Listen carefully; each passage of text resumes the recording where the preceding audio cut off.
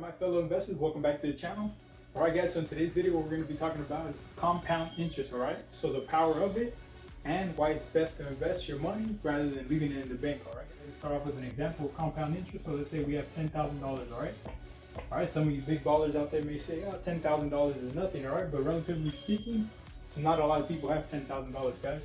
I mean, ask yourself, how long would it take you to get $10,000 right now? All right, guys, don't answer that. Just go ahead and think about that. All right, so let's say the ROI on this investment can get you a 10%, all right, guys?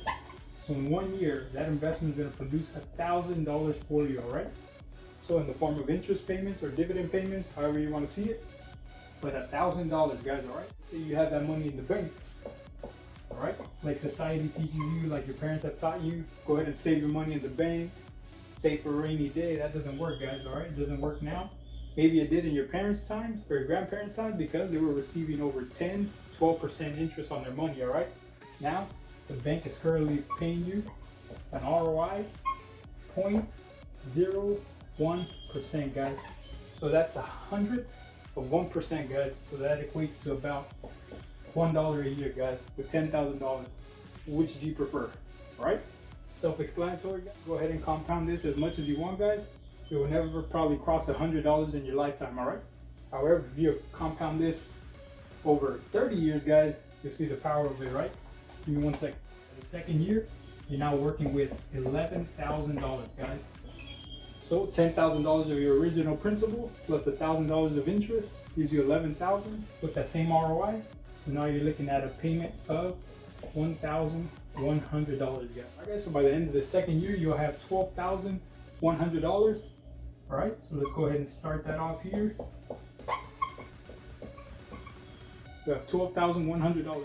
So let's go ahead and fast forward, let's say 25 years from now. Remember this very important formula, all right? The future value of money is a principal times 1 plus the rate of return to the exponent of how many years, all right? So n, all right? So in this example here, our money is gonna be $10,000 times 1 plus 0.10 to the 25th power, which is 25 years, all right, guys?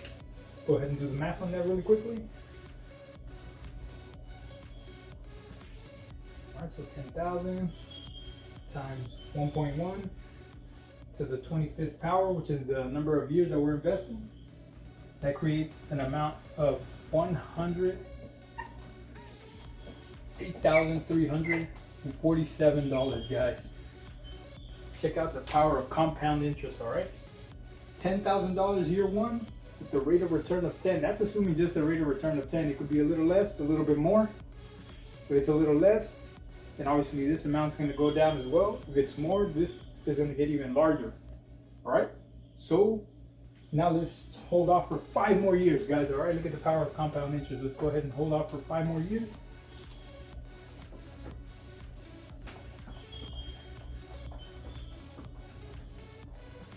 That's with 25 years, all right, guys, at a rate of return of 10%.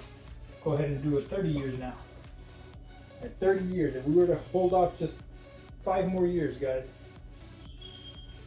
Check this out, guys. Just holding out 5 more years. Look at the power of compound interest. You would now have $174,494, guys.